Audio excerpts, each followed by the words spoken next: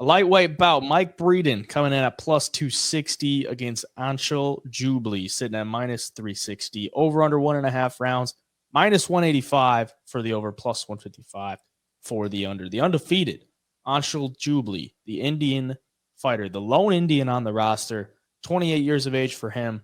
Mike Breeden, 10-6 in his professional career, 2-3 in his last 5. He's on a 3-fight losing streak, 34 years of age for him.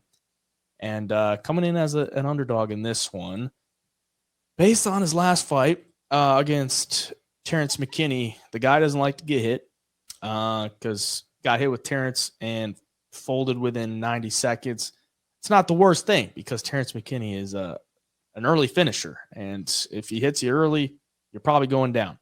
But before that, a loss by decision to Natan Levy.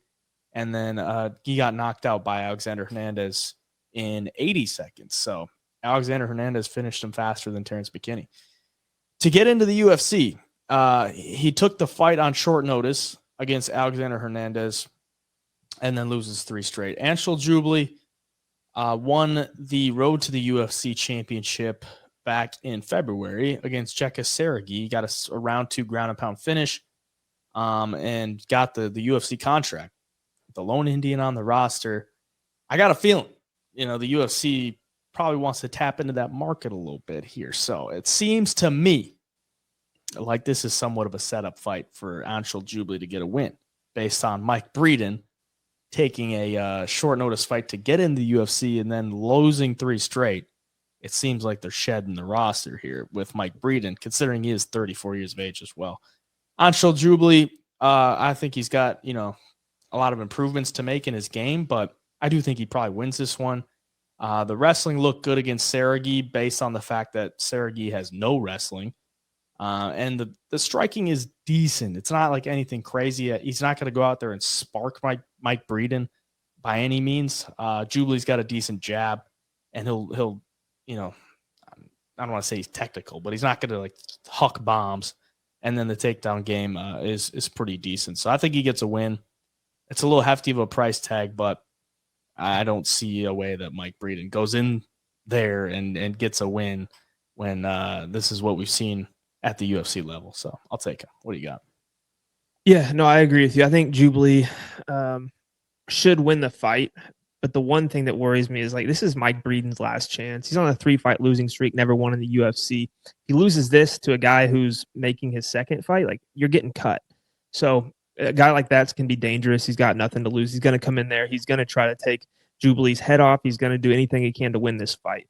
But, you talked about it too. The UFC, Anshul Jubli is a perfect guy for their roster just because that market is almost untapped. Would he be the only there can't be more than 2 or 3 fighters, Indian fighters in the UFC right now. He's the only one. Only one. That's important for the UFC. A win from him is the best case possible here. But Breeden, I don't want to say he's tough because he's been knocked out in 2 of his 3 UFC fights.